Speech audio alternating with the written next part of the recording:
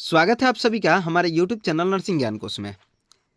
मैं हूं आपका दोस्त चंदन और आप देख रहे हैं एनाटॉमी एंड फिजियोलॉजी से जीएनएम फर्स्ट ईयर वालों के लिए कुछ इंपॉर्टेंट क्वेश्चंस को, ठीक है, जो कि लॉन्ग टाइप के होने वाले हैं।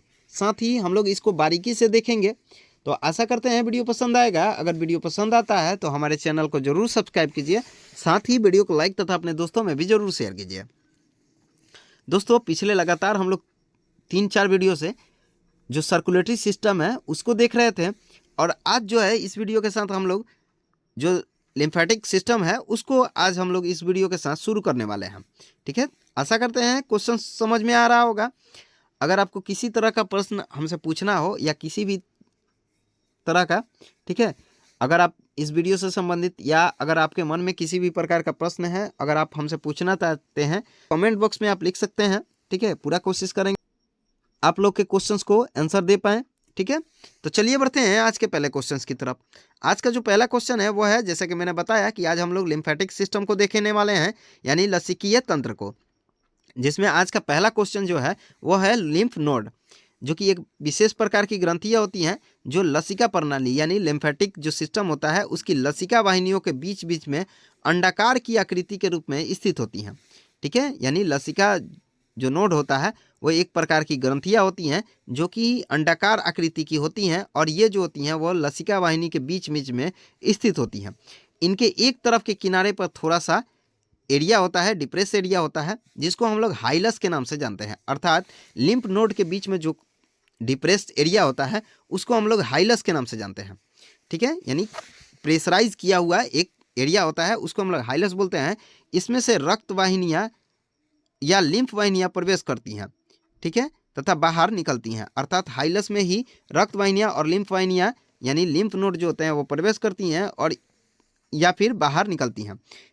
इनके मुख्य वर्ग जो होते हैं वो गर्दन, छाती, बगल, उदर तथा जांघ के आसपास होती हैं। अर्थात लिम्फ नोड जो है हमारे गर्दन, छाती, बगल, उदर तथा जांघ के आसपास पाई जाती हैं, जो कि एक विशेष प्रकार की ग्रंथियाँ होती हैं, और इसी के किनारे जो है वो हाइलस पाया जाता है। अगर बात किया जाए लसिका पर्व की संरचना का यानी लिम्फ नोड की संरचना का, तो ये जो होती हैं वो बाह्य रचना जो होती है इनकी वो संयोजी ऊतक से बनती है, जिसमें कुछ चिकनी पेशियों के तंतु भी शामिल होते हैं। लसिका पर्व की बाह्य रचना के हाइलम से एक तंतुबद्ध यानी फाइब्रोस बैंड, जिसको हम लोग ट्रैबिकुला बोलते हैं, यह पर्व यानी नोड के अंदर जाता है, जिससे पर्व जो होते हैं यानी नोड जो होते हैं वो टेढ़े मेढ़े दो भागों में विभाजित होते हैं। दोनों भाग जो होते हैं वो लसिकीय ऊतकों से भरता है तथा कैप्सूल जो होता है वो रॉड टाइप का होता है, यानी रॉड टाइप का होता है। ये जो नोड्स होते हैं उसको विभाजित करते हैं और सहारा भी प्रदान करते हैं। ये लसिका जो नोड होते हैं उसके अंदर रक्त वाहिनियों का प्रबंधन करते हैं, यानी स्टोर करके रखते हैं। लसिका पर्व का यानी नोड का पैरेन्काइमा दो भागों यानी कॉर्टेक्स और मेडुला में विभाजित होता है। जो लिम्फ नोड होता है उसमें लिम्फ हमेशा एक ही दिशा में बहती है। यह एफरेंट लिम्फेटिक वेसल्स द्वारा होता है। जो एफरेंट लिम्फेटिक वेसल्स होते हैं वो लसिका पर्व यानी लिम्फेटिक नोड के एक हल्के छिद्र से निकलती है, और इसी को हम लोग हाइलस बोलते हैं, जो कि एक किनारे पे स्थित होती हैं। रक्त सिरियाँ भी इसी छिद्र से प्रवेश करती हैं और बाहर निकलती हैं। अर्थात जो रक्त सिरा होता है वो इस लिम्फ नोड में हाइलस के द्वारा ही प्रवेश करता है और उसी रास्ते से जो है वो बाहर निकलता है। तो ये हो गया हमारा लिम्फ नोड का स्ट्रक्चर। अब इसके कार्य क्या क्या हैं? तो पहला, कोशिका का विभाजन करना। ठीक है, यही जो होती हैं वो कोशिका विभाजन के दौरान नई जो कोशिका होती हैं उसको जन्म देती हैं। लसिका यहाँ पर लिम्फ नोड में नई कोशिकाओं को ग्रहण करता है। तो ये हो गया सेल डिस्ट्रीब्यूशन। और दूसरा जो इसका कार्य है वो है छानना और भक्षक करना, यानी हानिकारक पदार्थ को ये भक्षण या छान कर नष्ट कर देती हैं, मार देती हैं। दूसरा जो कार्य हो गया वो हो गया फिल्ट्रेशन एंड फैगोसाइटोसिस। फैगोसाइटोसिस का मतलब होता है जो इन्फेक्शन या फिर हानिकारक पदार्थ होते हैं उसको छानना और उसको मार देना या फिर पाचित कर जाना या खा जाना। अगर हमारे लिम्फ नोड न रहे तो उस कारण जो है हम लोग लगातार जो है इन्फेक्टिव होते रहेंगे या संक्रमित होते रहेंगे। तीसरा जो कार्य है वो है लसिका सेलों का प्रफलन यानी प्रोलिफेरेशन। ठीक है, प्लाज्मा सेल और टी सेल जो होती हैं वो लसिका पर्व यानी लिम्फ नोड के अन्य प्रफलन की करती हैं। इनको छोड़कर अन्य भागों से परिसरण कर सकती हैं। टी कोशिकाएं यानी टी सेल जो होते हैं वो फ्लू के वायरस तथा टीबी के बैक्टीरिया को नष्ट करके पीड़ित होने से बचाते हैं। और कार्य हो गया। और अगला है रक्त की उत्पत्ति यानी हीमेटोपोइएसिस, ठीक है, जो कि हमारे बोन मैरो से होती हैं। कुछ जो कोशिकाएं यानी लसिका कोशिकाएं होती हैं वो भी मोनोसाइटिस का परिपक्व करने के लिए कार्य करती हैं। तो ये और कार्य हो गया रक्त का उत्पत्ति।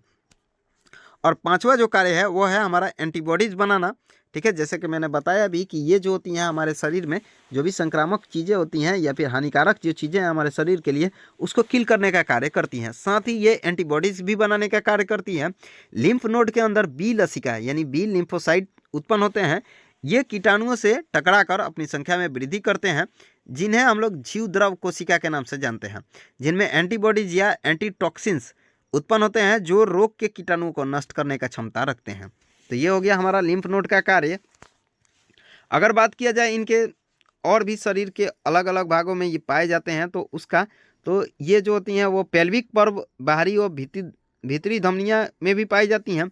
साथ ही सर्वाइकल नोड सिर एवं गर्दन में पाए जाते हैं। अगर बात किया जाए इंगुवाइनल नोड का तो ये हमारे निचले अंगों में भी पाए जाते हैं, ठीक है। तो ये हो गई कुछ अलग भागों में जो पाई जाती हैं लिम्फ नोड, उसका बारे में बात, जिसमें बाहरी और भीतरी धमनियों में पेल्विक पर्व यानी पेल्विक नोड पाए जाते हैं। अगर बात किया जाए सिर तथा गर्दन के लिम्फ नोड का तो उसमें सर्वाइकल नोड पाए जाते हैं।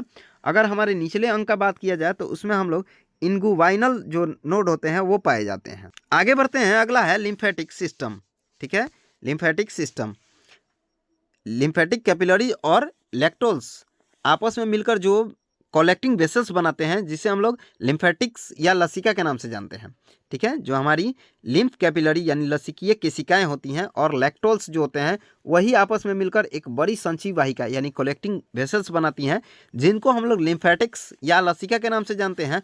और इन्हीं के द्वारा जो तंत्र बनता है उसी को हम लोग या फिर सिस्टम जो बनता है उसी को हम लोग लिम्फेटिक सिस्टम के नाम से जानते हैं, जो कि दो बड़ी वाहिकाएं, एक दाईं जो लिम्फेटिक डक्ट होते हैं और दूसरा बाईं जो थोरैसिक डक्ट होते हैं, उन्हीं के द्वारा ये बनता है, ठीक है। तो ये हो गया हमारा लसिका सिस्टम। अब इसके कार्य क्या है लसिका सिस्टम के यानी लिम्फेटिक सिस्टम के? तो पहला, जो उत्तकीय द्रव है उसको सिरा में पहुंचाने का कार्य करती हैं। दूसरा, विभिन्न अंगों एवं भागों से लसिका की ये वाहिनियां अनामिका से यानी इनोमिनेट वेन में पहुंचाती हैं। साथ ही लसिका रक्त में मिश्रित होकर सुपेरियर वेना कैवा के द्वारा हृदय के बाएं अलिंद में पहुंचती है। लसिका संस्थान भोजन के पाचन क्रिया में भी सहयोग करती है, यानी हमारा लिम्फेटिक सिस्टम जो होता है वो भोजन के पाचन में भी सहयोग करता है।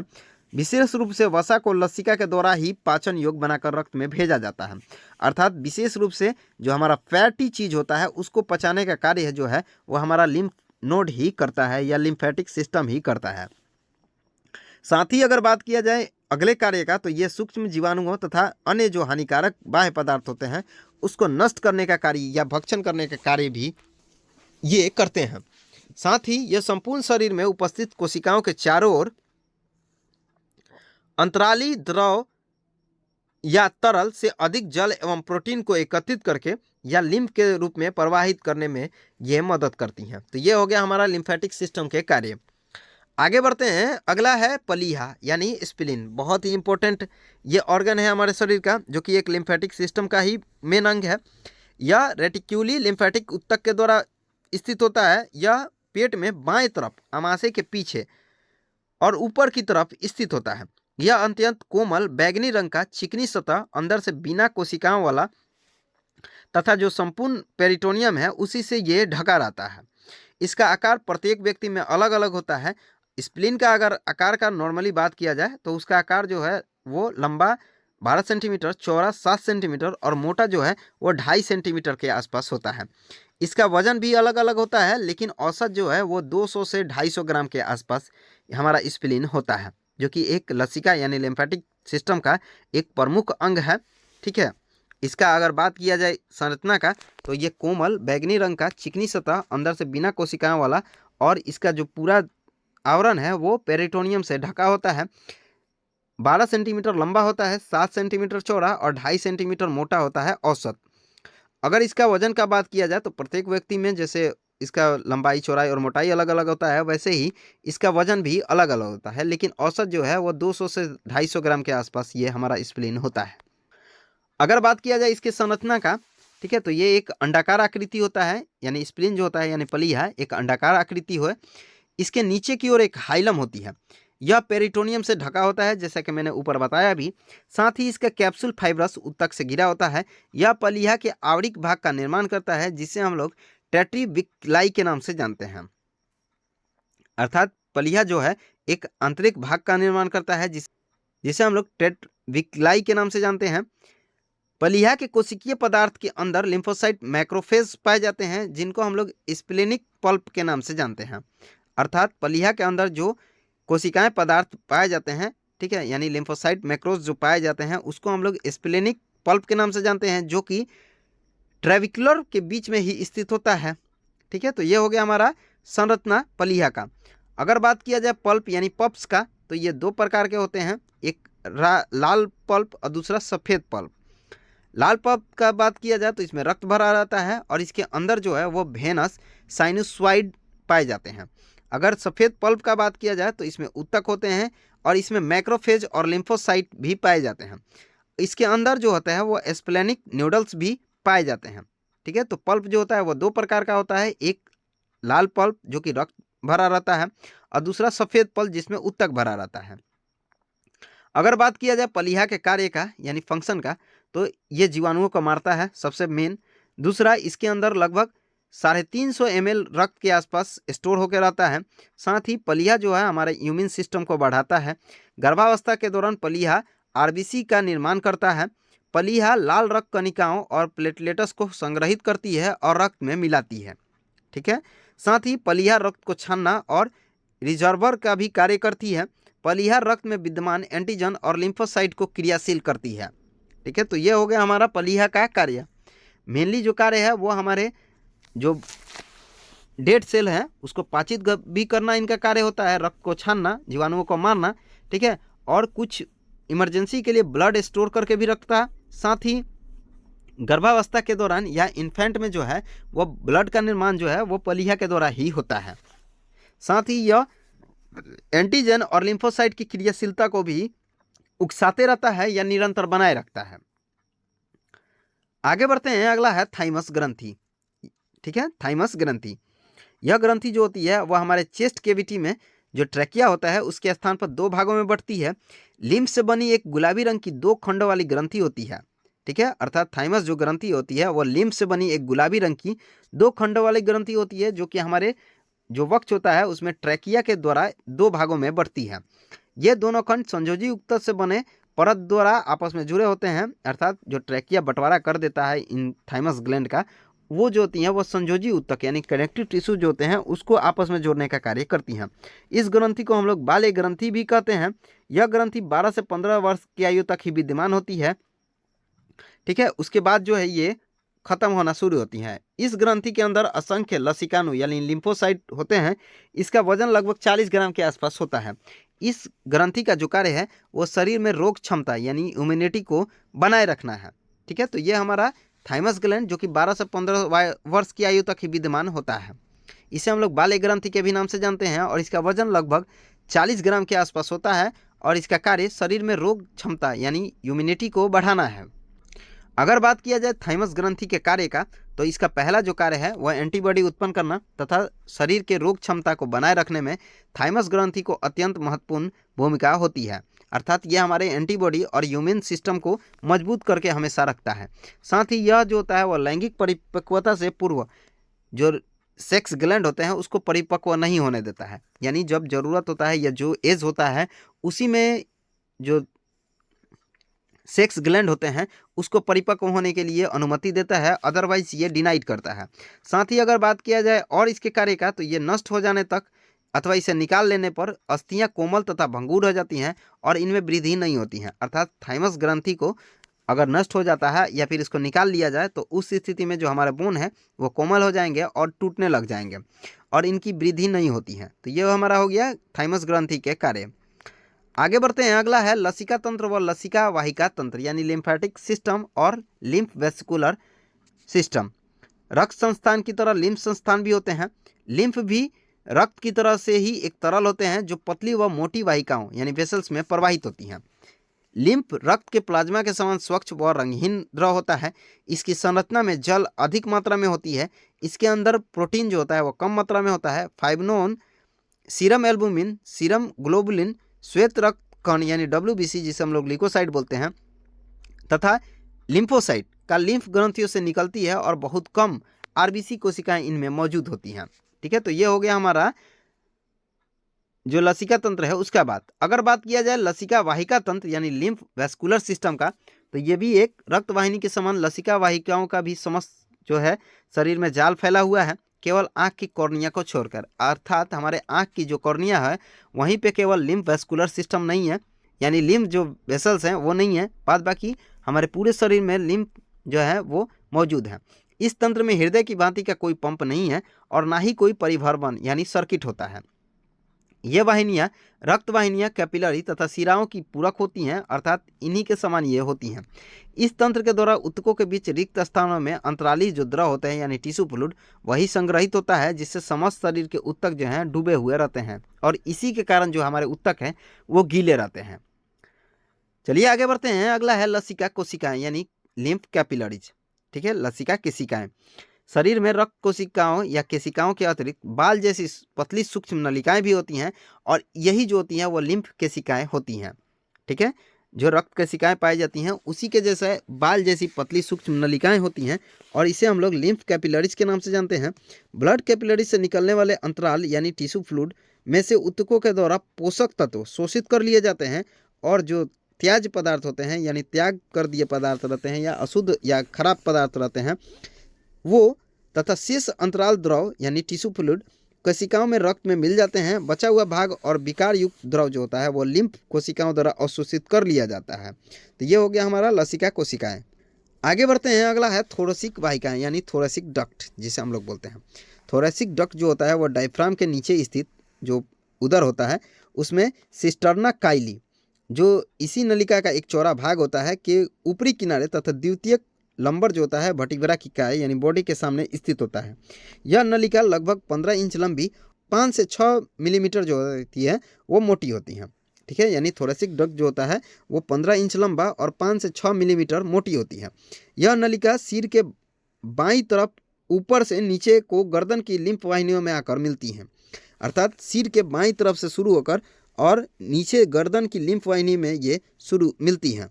ठीक है, जो कि 15 इंच लंबी और 5 से 6 मिलीमीटर मोटी होती हैं।